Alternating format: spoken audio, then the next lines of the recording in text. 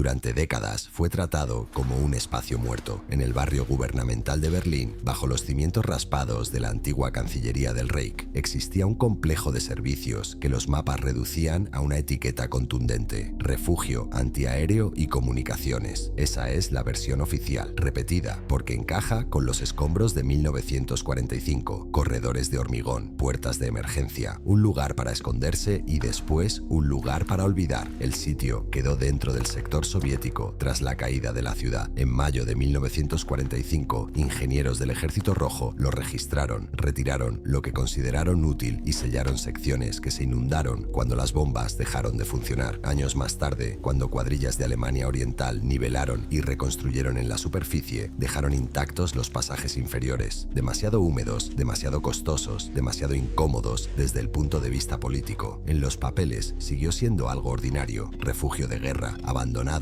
colmado de limo y silencio. Un detalle en una nota de inspección temprana no encaja con ese cuadro ordenado. Un oficial soviético consignó 2 barras colectoras paralelas de cobre pesado, montadas sobre soportes cerámicos, que atravesaban una garganta de ladrillo hasta una puerta cerrada que no estaba señalizada como salida de refugio ni como empalme de cables. Barras colectoras así no sirven para un conmutador telefónico ni para iluminación de emergencia. Sirven para alimentar máquinas que demandan corriente real, constante, industrial, implacable. El informe no aporta números de modelo, ni destino, ni explicación. Solo esa línea, y en la página siguiente el texto continúa. Lo que dificulta descartarlo es lo que ocurre después con ese detalle. Los resúmenes posteriores, tanto orientales como occidentales, hablan de túneles, salas colapsadas, la leyenda conocida de un búnker bajo una capital arruinada. El cobre desaparece del relato. La puerta no vuelve a mencionarse. En extractos traducidos, la expresión se suaviza a líneas de alimentación, como si la precisión resultara incómoda. Nadie pregunta públicamente a dónde iba esa energía, ni por qué necesitaba cerámica y masa. Ahí abajo, incluso un corredor corriente obliga a caminar de otra manera. Los hombros pegados a muros sudorosos, las botas raspando la grava, el aliento con sabor a cal húmeda. Una puerta que no pertenece altera toda la geometría del lugar. Sugiere un propósito que no estaba destinado a verse a la luz del día y una decisión tomada con rapidez en 1945. ¿Qué registrar? ¿Qué cerrar con llave? ¿Qué dejar para que el agua y el tiempo lo borren? Si solo era un refugio, ¿por qué alguien construyó una columna de energía que se internaba más allá de lo que el plano del refugio jamás permitió? Las barras colectoras no tardaron en dejar de ser algo abstracto. En la primera estación seca, tras la guerra, algunos hombres bajaron de nuevo con lámparas y palancas, y algo duro brilló bajo el barro. Un equipo técnico estadounidense, autorizado a entrar en una sección ya despejada durante uno de los primeros intercambios de inspección, escribió sobre conductos sellados de diámetro inusualmente pequeño, empotrados en el hormigón como venas, cada uno marcado con un código en lugar del nombre de un fabricante. Cerca, un bastidor yacía de lado, montantes de acero, perforados con precisión, con el fantasma de etiquetas lacadas aún adherido allí donde las placas habían sido arrancadas.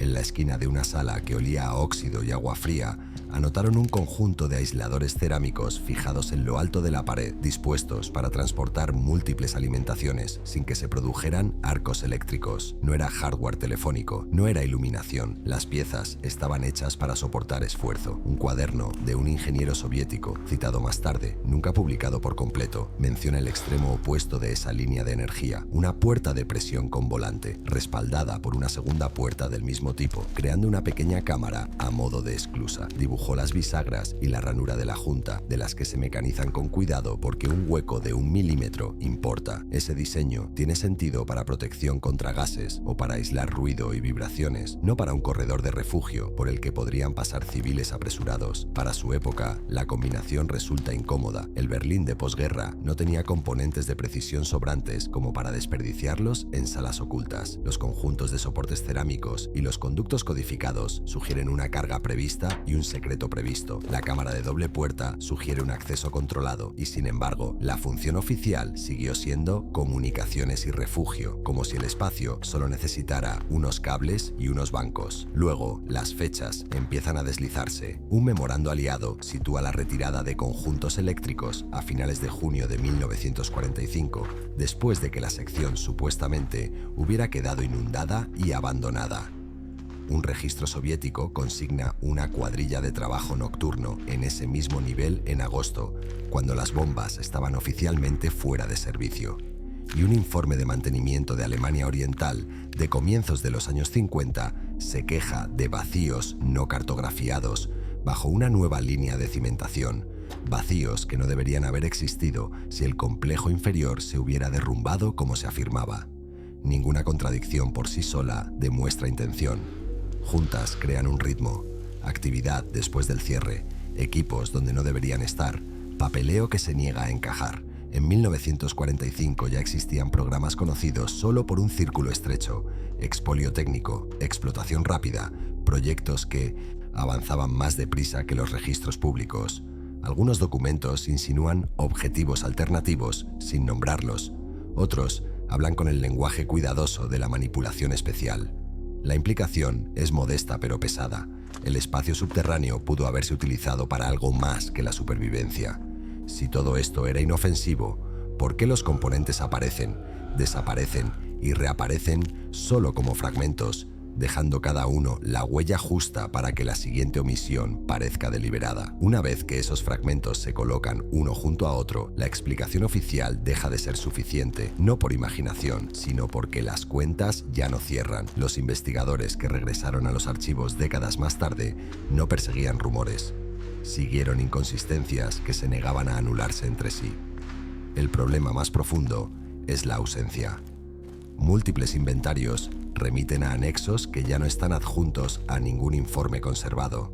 Se citan apéndices técnicos que luego faltan. Aparecen nombres en listas de personal, especialistas eléctricos, ingenieros acústicos, solo para desaparecer de registros posteriores, como si su participación hubiera sido deliberadamente recortada de la historia. En los archivos soviéticos, carpetas enteras saltan de un mes a otro sin transición. Los registros occidentales reflejan el mismo vacío.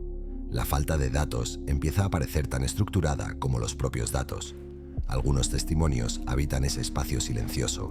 Un oficial de transmisiones del Ejército Rojo, entrevistado en la década de 1970, recordó haber recibido la orden de mantenerse alejado de una sala de máquinas inferior porque su nivel de autorización era insuficiente, una restricción extraña para un refugio antiaéreo semanas después de terminada la guerra. Un capataz de la construcción de Alemania Oriental describió más tarde vibraciones bajo los pies durante turnos nocturnos a comienzos de los años 50, mucho después de que el lugar fuera declarado inerte. Su declaración no fue confirmada ni desmentida, simplemente quedó fuera del resumen. Ninguno de estos relatos fue refutado, solo resultaban incómodos. De ahí surgieron varias teorías prudentes. Una sugiere que el complejo funcionó brevemente como un entorno de pruebas controlado, energía aislada, muros gruesos, acceso limitado, utilizado para evaluar equipos capturados en condiciones estables. La infraestructura eléctrica pesada lo respalda, al igual que la intensa actividad de la posguerra inmediata. Nunca se reconoció porque el trabajo quedó entre jurisdicciones y terminó con rapidez. Otra propone un papel de monitoreo, no comunicaciones en el sentido civil, sino medición, vibración, resonancia, respuesta estructural, que requería zonas de silencio y cámaras de aislamiento. Las puertas tipo esclusa y los vacíos no cartografiados encajan con esa necesidad. Un trabajo así habría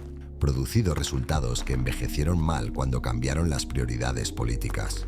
Una tercera teoría es más simple y más difícil de publicar. El espacio fue una solución temporal a un problema que nadie quería documentar, y cuando ese problema se resolvió, la solución se desmontó y se borró. Bajo tierra, la arquitectura no respalda ninguna de estas explicaciones de forma limpia y respalda a todas parcialmente. Los corredores se estrechan sin aviso, las puertas carecen de rótulos, las bandejas de cables terminan de forma abrupta, cortadas en lugar de desconectadas. En los niveles más bajos, la luz se extingue rápido y el sonido se comporta de manera extraña, como si las paredes lo absorbieran.